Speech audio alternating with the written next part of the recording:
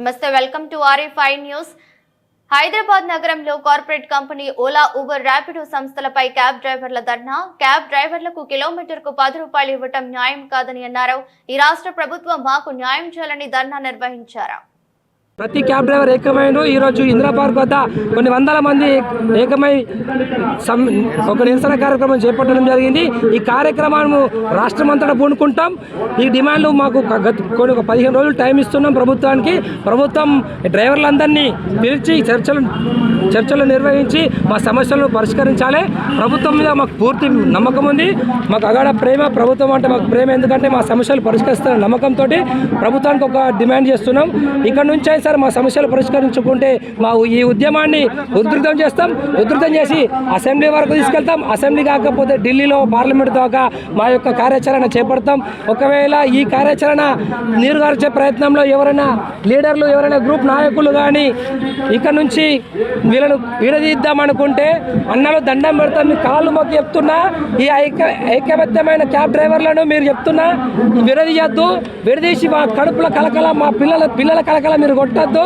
ఇప్పుడు ఫీజులు కట్టలేకపోతున్నాం, ఇంటి అద్దెలు కట్టలేకపోతున్నాం, తల్లిదండ్రులు హాస్పిటల్ నుంచి చూపించుకోలేకపోతున్నాం. ఒక ఫైనాన్సర్ వచ్చి ఇంటికి వచ్చి బండి గుంజుకోతే వాడు ఊరు వేసుకొని చచ్చిపోతున్నాడు. ఈఎంఐలు కట్టలేక ఒక డ్రైవర్ మిత్రుడు హైటెక్ సిటీలో వేదనకు గురై గుండెపోటు వచ్చి మృతి చెందిండు. ఆ డ్రైవర్ కుటుంబాన్ని ఎవరు కాపాడాలి? ఆ డ్రైవర్ యొక్క కుటుంబం బరువు అక్కడ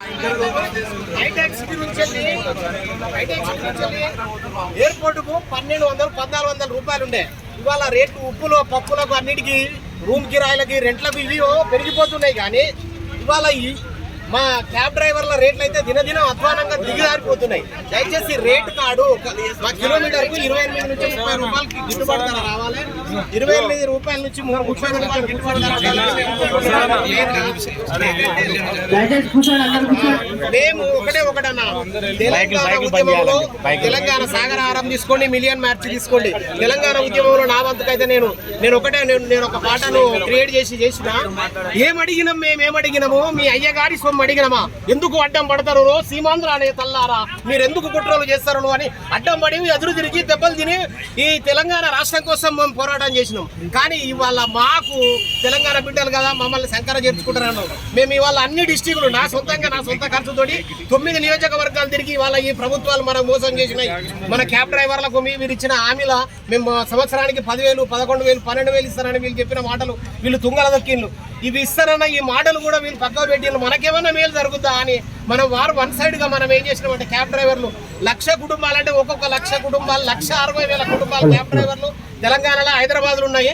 ఈ హైదరాబాద్ లో దాని మీద ఆధారపడ్డ కుటుంబాలు ఇంకా 1,00,000 అంటే 3-4 లక్షల కుటుంబాలు సభ్యులు ఉన్నారు. ఈ ఓటర్లు వన్ సైడ్ అయింది. ఈ ఓటర్లు వన్ సైడ్ ఈ ప్రభుత్వాన్ని నిలబెట్టలేదు కూడా మేము కష్టపడ్డాము. దయచేసి ప్రభుత్వం మా వైపు చూడాలి. మేము ఇవాళ ఎన్నో బాధలు పడి కష్టాలు పడుతున్నాము. ఇవాళ మా కుటుంబాలు గడవడానికి చాలా ఇబ్బందిగా ఉన్నది. దయచేసి మమ్మల్ని వెంటనే ఇది తీసుకోవాలి. మన అక్కడ జరిగిన పార్లమెంటులో ఒక చిన్న విషయం చెప్తున్నా నేను. పార్లమెంట్ పెప్పర్ స్ప్రే తోటి అదే మేము లగడపాటి మీద, అదే నీలోపర్ హాస్పిటల్ లగడపాటి మీద మేము పోయినాం.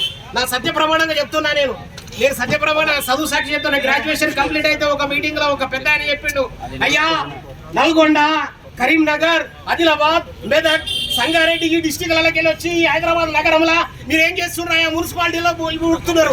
మనకు చెప్పరాసి నౌకరు కూడా లేదు. మనకేం నౌకరు కావాలా? మేము అంటే 1,00,000 ఒకటే పెట్టుకు. ఒక పెద్ద భాష ఎక్కువ అంటే ఒకటే